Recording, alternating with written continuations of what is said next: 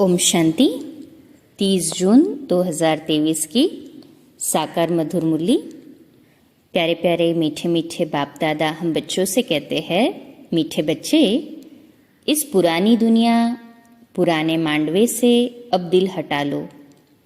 तुम्हें बाप के पास वापस जाना है, इसलिए घर को याद करो।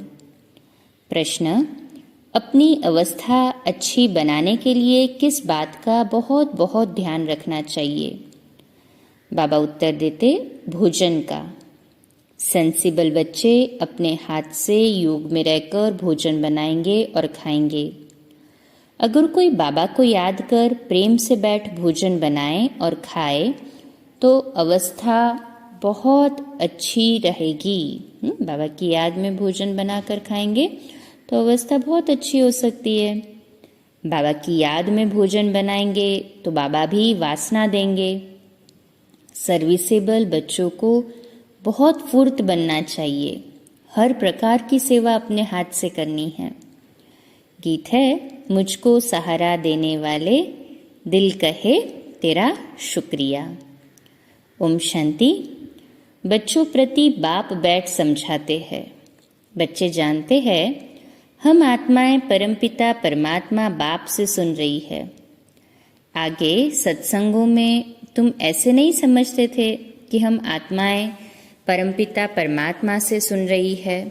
यहाँ बच्चे बाप के और बाप बच्चों के सम्मुख है। बाप निराकार है और आत्मा भी निराकार है ना।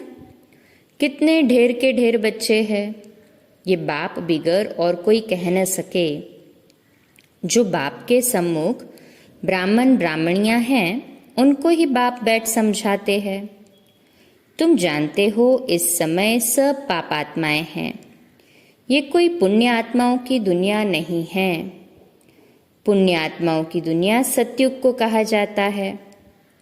अभी तुम बच्चों को बेहद का बाप राजयोग सिखला रहे हैं।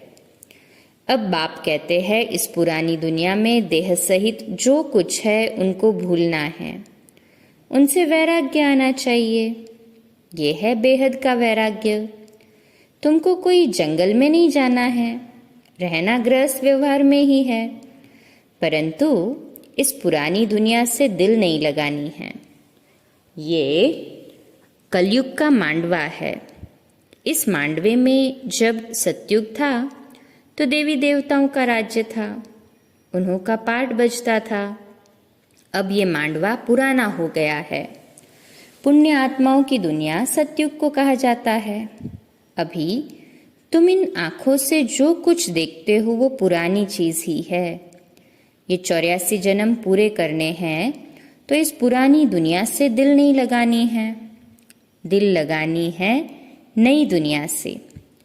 अब तो ये पुराना शरीर छोड़कर हमको वापस जाना है ना, खुशी रहनी चाहिए। बाबा हमको फिर से वापस ले जाने आए हैं। फिर से हमको स्वर्ग में जाकर पाठ बजाना है। गोया गृहस्थ व्यवहार में रहते ममत्व मिटा देना चाहिए। पुरानी दुनिया को कब्रिस्तान बनना ही है। नाटक के एक्टर्स पाठ पूरा करते हैं तो फिर घर याद पड़ता है ना। तुम भी जानते हो हम ब्राह्मणों ने 84 जन्मों का पाठ बजाया। 84 का चक्र ही कहा जाता है। वर्णों को याद करना पड़ता है। शिव बाबा बैठ फूलों को देखते हैं। हम सभी खुशबूदार पुष्प है ना, कहें हाँ जी बाबा। इनकी आत्मा भी देखती है, ब्रह्मा बाबा की भी आत्मा देखती है और फिर बाबा को भी याद करती है। शिव बाबा को भी याद करती है ब्रह्मा बाबा की आत्मा। बाबा ने हमको ये ज्ञान सुनाया है। वही बाप टीचर सदगुरु है। कोई शास्त्र तो हाथ में नहीं है।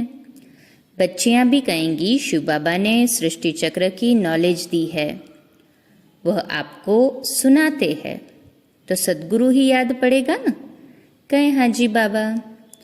आत्माओं के रूप से बाबा भी याद आता है। सारे वर्ल्ड की हिस्ट्री ज्योग्राफी भी याद पड़ती है।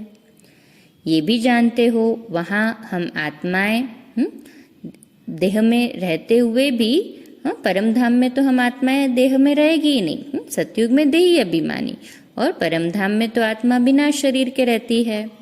बाप तो सदैव अशरीरी है। हम भी परम धाम में जाएंगे तब अशरीरी रहेंगे, तो बाप तो सदैव अशरीरी है।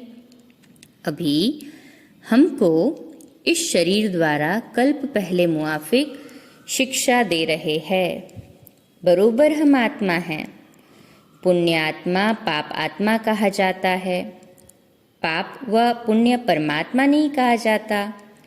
सन्यासियों को भी महान आत्मा कहेंगे। अगर परमात्मा सर्वव्यापी हो तो महान परमात्मा कहा जाए। ऐसे तो हो नहीं सकता है कि परमात्मा बैठ यज्ञ तप आदि करे। भक्त भगवान को ढूंढते हैं। ये भी ड्रामा के अंदर भक्ति मार्ग की नूंद है। तुमको फिर से 21 जन्म सुख भोग, फिर 21 जन्म भक्ति मार्ग के अंदर चक्र में आना है। तुम जानते हो हमारा पाठ सबसे न्यारा है। हर एक अविनाशी आत्मा को अविनाशी पाठ मिला हुआ है। शरीर तो खत्म हो जाता है ना। आत्मा कहती है हमने 84 जन्म का पाठ बजाया। अभी हमको पाठ पूरा करके वस्त्र छोड़ना है। इनमें ममत्व नहीं रखना है। आत्मा ही सब कुछ करती है। आत्मा पढ़ती है, आत्मा कहती है। हमने इतना पढ़ा है इन ऑर्गन्स द्वारा। आत्मा पढ़ाई भी आत्मा करती है, तो आत्मा ही ये कहती है कि हमने इतना पढ़ा ऑर्गन्स द्वारा। आत्मा इनसे निकल जाती है तो शरीर को मुर्दा कहा जाता है। आत्मा कहती है मैं अमर हूँ। तुम्हारी बुद्धि में अभी रहता है। बरोबर इस बेहद के ड्रामा में हमारा 84 जन्मों का पार्ट है। अनेक एक्टर्स भिन्न भिन्न धर्म के हैं। भारत की बड़ी भारी महिमा है। क्रिश्चियन लोगों की भी भारत के लिए, हाँ बाबा कहते क्रिश्चियन लोगों को भी भारत के लिए रिगार्ड है। समझते हैं भारत ही प्राचीन है। उस समय क्रिश्चियन नहीं थे ना, परंतु वह सिर्फ कहने मात्र कह देते हैं कि भारत प्राचीन था, जानते नहीं हैं। वहाँ तो देवी देवताओं का राज्य था, जिनको भगवान भगवती कहते हैं। गॉड कृष्णा नहीं, लॉर्ड कृष्णा कहते हैं। श्री कृष्ण के अथवा देवताओं के बहुत पुराने से पुराने चित्र मांगते हैं, क्योंकि फिर भी सबके बड़े हैं ना देवी देवताएं। भारत की बड़ी महिमा है। गीता में अगर नाम न बदलते तो सब जानते कि हम मनुष्य आत्माओं के बाप का यह भारत खंड जन्म स्थान है। शिव के मंदिर तो जहाँ तहाँ हैं। पतित पावन बाप पतित दुनिया में ही आकर सबको पावन बनाते हैं, तो ऊंच हुआ ना। महिमा भी होती है शिवाय नमः। तुम माता पिता हम बालक तेरे, तुमरी कृपा से सुख घनेरे। तुम ज्ञान के सागर हो, तुम्हारी गतमत न्यारी है, तुम्हारी महिमा अपरम अपार है। परंतु फिर उनको भूल जाते हैं, इसलिए भारत की महिमा उड़ गई है। अब बच्चे बाहर विलायत में जाएंगे तो उन्हों को समझाना है सब आत्माओं का बाप वह निराकार है। तुम गॉड फादर को पुकारते हो, परंतु वह कब आते ये पता नहीं है। वह यूरोपवासी यादव भी जानते हैं। हमने ये जो मुसल बनवाए हैं, इनसे जरूर हम अपने कुल का विनाश करेंगे। महाभारत लड़ाई मशहूर है। सामने मौत खड़ा है। भारत प्राचीन है तो उसके मददगार भी बहुत बनते हैं। समझते हैं भारत बहुत धनवान था। इतना तो खजाना था जो बाद में मुसलमानों ने हीरे मणियों आदि ले जाकर कब्रों में लगाई है। बच्चे जानते हैं बरोबर भारत में देवी देवताओं का राज्य था। जानते हैं ना हम सभी तो। कहे हाँ जी बाबा, पक्का निश्चय हमें तो निश्चय है, इसलिए तो रोज पुरुषार्थ करते हैं। निश्चय है इसलिए तो बाबा पर बलिहार जाते हैं। तो बाबा भी कहते हैं कि महाभारी लड़ाई महाभारत की मशहूर है और प्राचीन भारत के लिए उनको समझता भी है कि हम अभी हमें समझ रहा है कि हम प्राचीन भारत के लिए हम मददगार बनते हैं। समझते हैं भारत बहुत धनवान था, इतना तो खजाना था जो बाद में मुसलमानों ने हीरे मणियां आदि लेकर कब्र लगाई। बच्चे जानते हैं बरोबर भारत में ही देवी देवताओं का राज्य था। अभी हम फिर से वह राज्य ले रहे हैं। सिवाय योग बल के कोई विश्व का मालिक बन न सके। क्रिश्चियन लोग हैं एक ही धर्म के, फिर भी आपस में लड़कर अपने कुल का विनाश कर देते हैं। यादव कुल वाले मुसलों द्वारा आपस में लड़ते हैं। ये जानते हैं कि बॉम्ब से सारी दुनिया ही उड़ जाएगी, हम राज्य कर नहीं सकेंगे। तुम जानते हो 2 बंदर लड़ेंगे, मक्खन बीच में हमको मिल जाएगा। तुम पुरुषार्थ कर रहे हो। अब तुम बच्चों को इस पुरानी दुनिया से वैराग्य आना चाहिए, क्योंकि जानते हो ये सब खत्म होने वाले हैं। याद एक बाप को करना है। कब्रिस्तान को क्या याद करना है? कब्रिस्तान खत्म हो फिर परिस्तान बनना है। नहीं तो सतयुग में इसी ही भारत में हीरे जवाहरात की खानियां थी, अब तो सब खत्म हो गई है। बच्चों ने साक्षात्कार किया है कैसे विमानों में सोना आदि ले आते हैं। वह सृष्टि ही नई बन जाएगी। वहाँ कितने अच्छे अच्छे फल फूल होते हैं। हर चीज वहाँ अच्छी होती है। गंध करने व दुख देने वाली कोई चीज होती नहीं है, इसलिए उनको स्वर्ग कहा जाता है। तो अब एक ही साजन जब सजनियों को ले जाने आए हैं, शरीर तो सबके यहाँ खलास हो जाएंगे ना। यह होलिका आदि सब यहाँ के उत्सव है, परंतु उनके महत्व को यथार्थ किसको पता नहीं है। रक्षाबंधन का भी उत्सव है, रावण को जलाने का भी उत्सव है। बाबा ने समझाया है सारी सृष्टि इस समय रावण का घर है, सब शोक वाटिका में है, कितने दुखी है। तो सब से ममत्व मिटा देना चाहिए ना। कहे हाँ जी बाबा। अभी हम वापस घर जा रहे हैं, घर को ही याद करना है। सतयुग में जब शरीर बूढ़ा होगा तब समझेंगे अब ये पुराना शरीर छोड़ नया लेते हैं। अभी तुम समझते हो हमको वापस जाना है, इसलिए देह अभिमान छोड़ना है।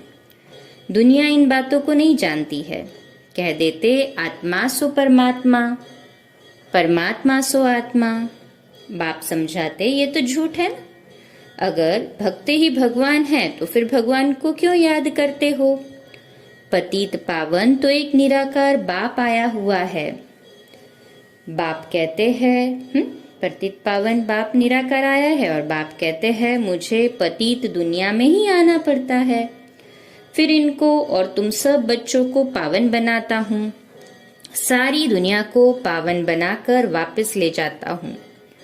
वहाँ परम धाम में सब आत्माएं पवित्र ही रहती है। फिर यहाँ सतो रजो तमो में पास कर अंत में पतित बन पड़ी है। ये है सबका अंतिम जन्म। लक्ष्मी नारायण भी अब अंतिम जन्म में है। पतित पावन एक ही बाप है। इस सृष्टि चक्र को समझना बहुत सहज है। माताएं भी इस गोले पर अच्छी रीति समझा सकती है। इसमें सिर्फ बुद्धि की समझ चाहिए। चित्र पर समझाना बहुत सहज है। बाप बिगर ये नॉलेज कोई समझा नहीं सकता, और कोई पास ये चित्र है नहीं। इन चित्रों का बहुत बहुत मान होगा। बाबा कहते हैं जो पढ़े लिखे हैं उन्हों को यह झाड़ त्रिमूर्ति का चित्र भेजो, विलायत में भी भेज दो। इनसे फर्स्ट क्लास सर्विस हो सकती है। रूबरू जाकर समझा सकते हो। ये भी नॉलेज है ना। कॉलेजों में ये होनी चाहिए, तो उन्हों को बेहद के हिस्ट्री ज्योग्राफी की नॉलेज मिले। जो ब्राह्मण कुल के होंगे उन्हों को तीर लग जाएगा। भिन्न भिन्न प्रकार के डायरेक्शन बाबा देते रहते हैं। बच्चों को कभी जोश आता है, फिर ठंडे सोडा वाटर हो जाते हैं। बड़ी बड़ी यूनिवर्सिटीज में ये चित्र दो, चित्र जाएंगे तब तो किसको तीर लगेगा ना। विलायत के बड़े बड़े आदमियों को फ्री दो। बेहद का बाप कहते हैं तुम फ्री दे सकते हो, परंतु ऐसे नहीं ट्रॉम व बस में जो मिले उनको देते रहो। हाँ, जिनको कदर न हो, जो पढ़े नहीं उनको देते रहो, ऐसे भी नहीं। लायक भी देखना है, जिसको कदर हो। तो बाबा कहते हैं इनमें बड़ी अच्छी नॉलेज है। चित्रों में बड़े बड़े दुकानों पर भी दे सकते हो। मेहनत करनी चाहिए। सर्विसेबल बच्चे सर्विस कर सकते हैं। हर एक की अपनी अपनी सर्विस है। माताओं को भी घर में सर्विस करनी है। चित्र उठाकर फिर प्यार से बैठ समझाओ। छोटे छोटे बच्चों को चित्र पर बताया जाता है ना। कोई 4 मास का बच्चा है, कोई 6 मास का, कोई 2 मास का। अब तुम्हारी बुद्धि में है कि 84 जन्म कैसे लेते हैं। अब ब्राह्मण बने हैं, फिर देवता बनेंगे, फिर क्षत्रिय। ऐसे ऐसे अपने से बातें करनी चाहिए। तुम पारलौकिक बाप से बातें करने वाले हो। ये है विचार सागर मंथन करना। जितनी सर्विस करेंगे उतना इजाफा मिलेगा। तुम गॉडली सर्विस पर हो ना। बाबा कहते हैं भल ग्रस व्यवहार की संभाल करो। 8 घंटा इस सर्विस में लगाओ। तुमको बेहद का खजाना मिलता है। सारा दिन बुद्धि में ये स्वदर्शन चक्र फिरना चाहिए। 84 का चक्र याद आना चाहिए।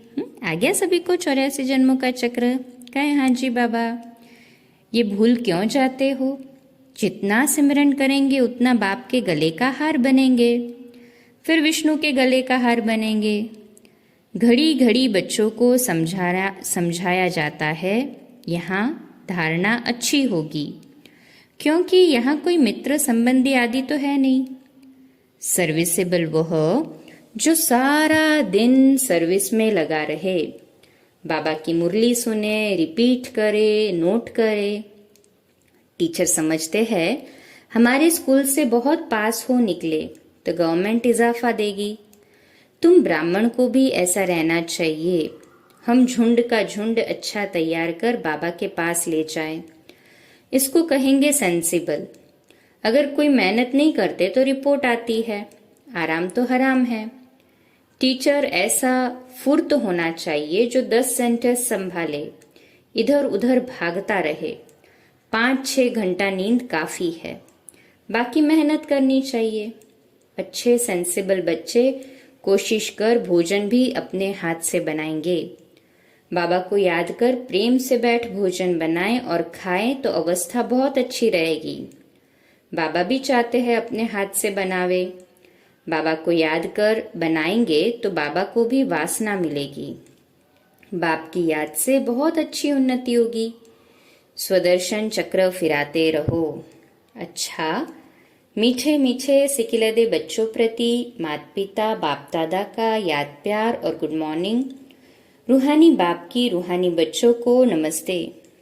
हम रूहानी बच्चों की रूहानी माता पिता बाप दादा को याद प्यार, गुड मॉर्निंग और नमस्ते। वाह बाबा वाह, शुक्रिया बाबा शुक्रिया। धारणा के लिए मुख्य सार है। पहली पॉइंट, अपने आप से व पारलौकिक बाप से बातें कर विचार सागर मंथन में बुद्धि को बिजी रखना है। स्वदर्शन चक्रधारी बनना है। दूसरी पॉइंट, अभी हम वापस घर जा रहे हैं। ये शोक वाटिका है, इससे ममत्व मिटा देना है। नई दुनिया से अपनी दिल लगानी है। आज का मीठा वरदान, दिलाराम बाप की याद द्वारा तीनों कालों को अच्छा बनाने वाले इच्छा मुक्त भव। तो आज का हमारा स्वमान लिखने और अभ्यास करने के लिए है। मैं इच्छा मुक्त आत्मा हूँ। मैं इच्छा मुक्त आत्मा हूँ। विश्लेषण, जिन बच्चों के दिल में एक दिलाराम बाप की याद है वह सदा वाह वाह के गीत गाते रहते हैं। उनके मन से स्वप्न में भी हाय शब्द नहीं निकल सकता, क्योंकि जो हुआ वह भी वह, जो हो रहा है वह भी वह, और जो होना है वह भी वह। तीनों ही काल वह वह है, अर्थात अच्छे ते अच्छा है। जहाँ सब अच्छा है वहाँ कोई इच्छा उत्पन्न नहीं हो सकती, क्योंकि अच्छा तब कहेंगे जब सब प्राप्तियां हैं। प्राप्ति संपन्न बनना ही इच्छा मुक्त बनना है। स्लोगन है, संस्कारों को ऐसा शीतल बना लो जो जोश व रोब के संस्कार इमर्ज ही न हो। 6. कम बोलो, धीरे बोलो, मीठा बोलो, सत्य बोलो, सोच समझकर बोलो, निमित्त भाव, निर्माण भाव, निर्मल वाणी। आज का नया दिन आप सभी को मुबारक हो, मुबारक हो, मुबारक हो। शुभ दिवस। ओम शांति। आज रात्रि अव्यक्तवाणी पर मुरली क्लास 8:45 बजे, कल सुबह अमृत वेला 3:30 से 4:30 और प्रातः मुरली क्लास 4:45 बजे। ओम शांति।